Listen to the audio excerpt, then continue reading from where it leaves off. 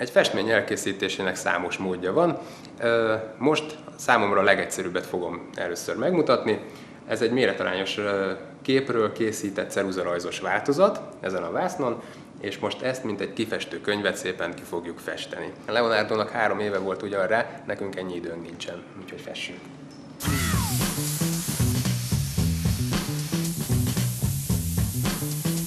Közben ügyelnünk kell azokra a területekre, amik nem feketék, hogy a ceruzarajzunk megmaradjon, és a későbbiekben a további színeket tudjuk, hogy hova fessük föl.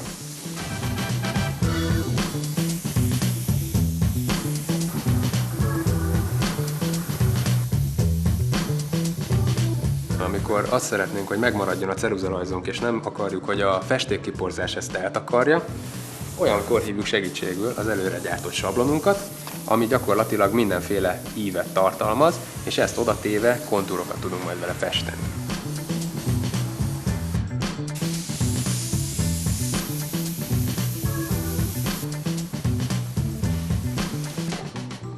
Azoknak, akik használják ezt a technikát, elárulnék egy apró trükköt, mégpedig azt, hogy amikor egy ilyen részletgazdag területhez érünk, akkor nyugodtan letekerhetjük a tűvédő kupakot, ami által még közelebb tudjuk rakni a pisztolyt a vászonhoz, illetve a festendő felülethez, ezáltal sokkal vékonyabb vonalakat tudunk vele festeni.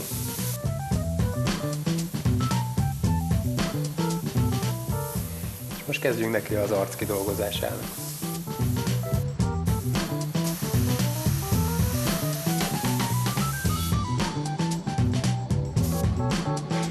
Mindenki Mona Lisa mosolyára kíváncsi, illetve a mosolyának a titkára.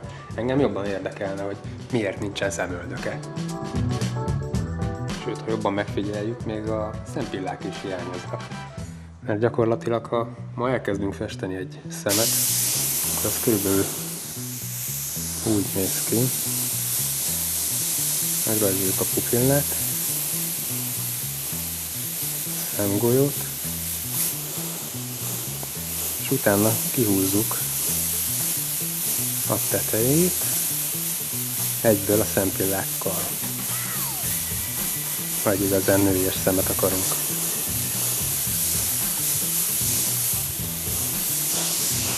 Kis fény alá, és akár még alulra is rakhatunk.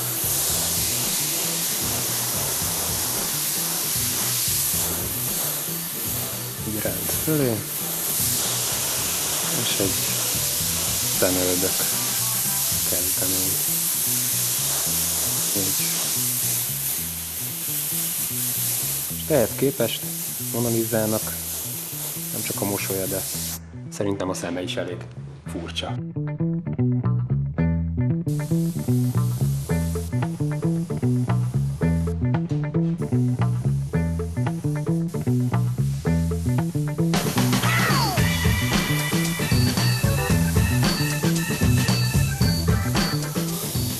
Amit még megfigyelhetünk a képen, hogy Mona Lisának nem festett Leonardo ékszereket, ami ellentétben van azzal, ahogy ebben a korban festettek, mivel ebben jelezték a társadalmi hovatartozását az illetőnek, aki a képen szerepelt.